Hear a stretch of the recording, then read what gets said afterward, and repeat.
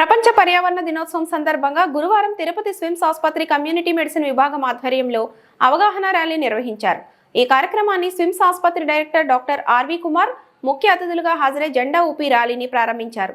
స్థానిక స్విమ్స్ పద్మావతి ఆసుపత్రి వద్ద నుండి ప్రారంభమైన ర్యాలీ శ్రీ వెంకటేశ్వర ఆయుర్వేద ఆసుపత్రి వరకు నిర్వహించారు. ఈ సందర్భంగా డైరెక్టర్ ఆర్వి కుమార్ మాట్లాడారు.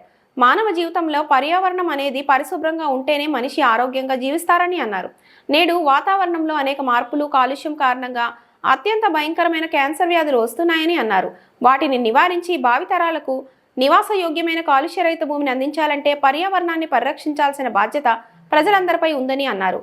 పర్యావరణ పరిరక్షణ కోసం ప్రతి ఒక్కరూ కృషి చేయాలని పిలుపునిచ్చారు.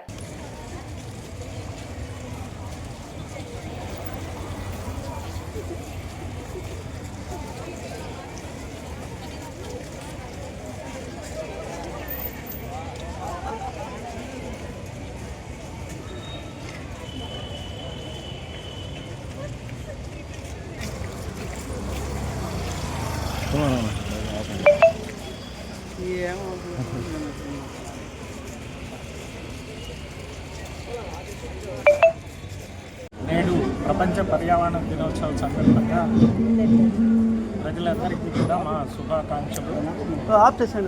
పర్యావరణం అనేది మన జీవితంలో అభిన్నమైనటువంటి అంగము. పర్యావరణము పరిశుభ్రంగా ఉంటేనే అంటే చక్కటి గాలి, మంచి నీరు, అలాగే ఎటువంటి ఈ భూమిలో పొల్యూషన్ కూడా లేనప్పుడే మానవ జీవితం సక్రమంగా జరుగుతుంది. వాటిలో రకరకాల ప్రదర్శనలు రావడం వల్ల ఇప్పుడు అనేక రకాల ఇన్ఫెక్షన్లు అయితేనేమి, క్యాన్సర్ లాంటి జబ్బులు అయితేనేమి రావడం జరుగుతుంది. వాటిని నివారించాలి. మన భావి తరాలకు ఈ భూమి ఒక మంచి నివాసయోగ్యమైన ఇదిగా ఉండాలి అని అంటే మనం ఈ ప్రకృతిని పరిరక్షించుకోవడం, అంతేకాదు ప్రకృతిని గౌరవించుకోవడం, అంతేకాదు ప్రకృతితో మమేకమవడం అనేది జరగాలి. ఆ విలువలు మన ప్రజలకి, మన పిల్లలకి, ముఖ్యంగా భావితరాలకి నేర్పాలి అనే ఉద్దేశంతో ఈ పర్యావరణ దినోత్సవం జరుపుకుంటూ ఉన్నాం.